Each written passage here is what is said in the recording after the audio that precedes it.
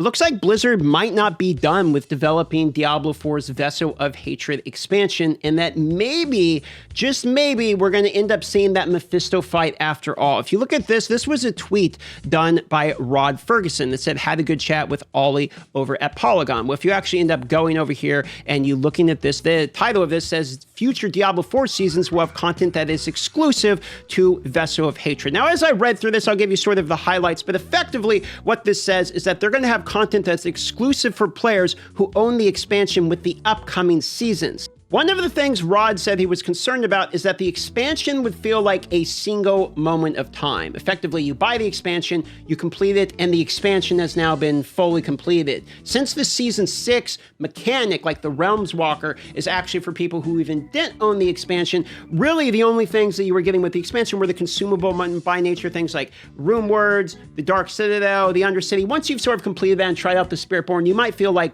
you know, the expansion is done.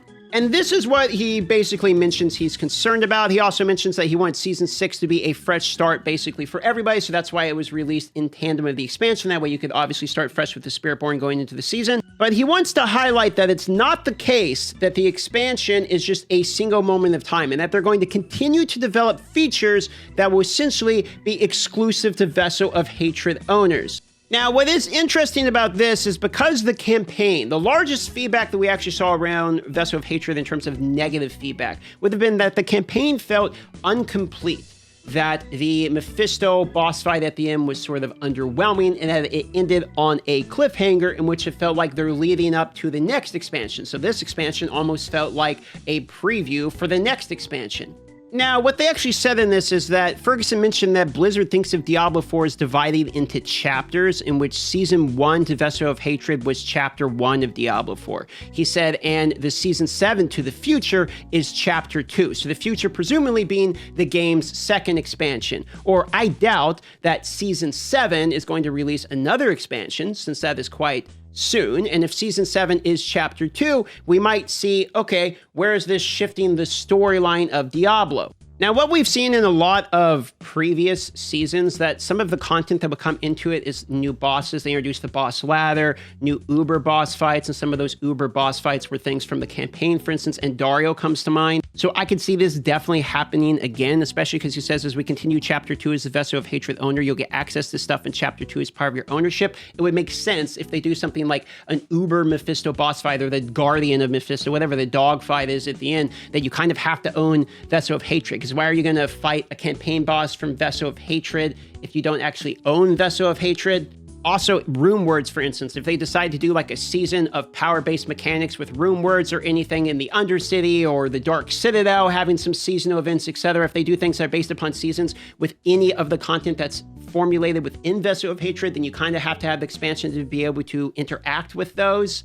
Even this article points out that Blizzard's currently on a promotional push and that they have Vessel of Hatred already currently on sale on Battle.net and Xbox.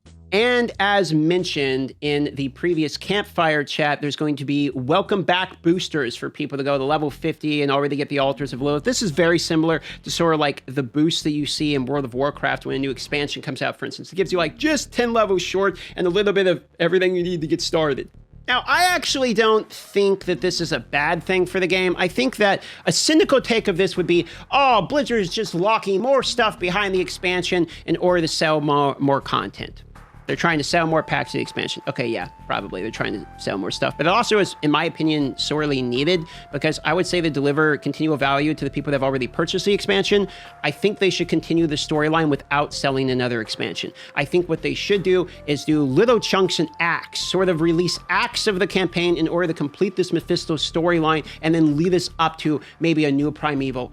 God forbid, maybe even Diablo coming to the Diablo game, and then sell that as the expansion as opposed to the Mephisto boss fight comes in another paid expansion. So I think this is probably the right way to go. I've seen plenty of videos referencing the number of players dropping off, drastically after the expansion, which isn't really too surprising to me, especially because we're looking at Steam data, but basically people log in, test the expansion, play the expansion, and when they absorb the content, they just fall off. This is like actually pretty standard to ARPGs, but I definitely think that there has been a noticeable increase in fall off after the latest Campfire chat, in which they basically said nothing's really coming to Season 7. Now, what we will be receiving here just tomorrow, November 21st, 11 a.m. PST, there's going to be a Campfire chat that's supposed to break down what to expect in the upcoming PTR. And this will be our first bit of information we receive about what actually is coming in Season 7.